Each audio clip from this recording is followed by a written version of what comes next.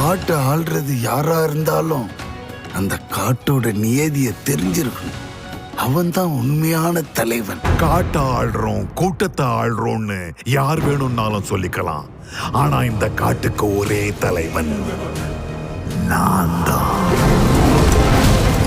டே டிமோன், நம்மளும் போய் இந்த காட்டை ஆளலாமா? போம்பா நம்ம காட்டை ஆள பிறந்தவங்கல்ல, கவலை இல்லாம வாழ பிறந்தவங்க.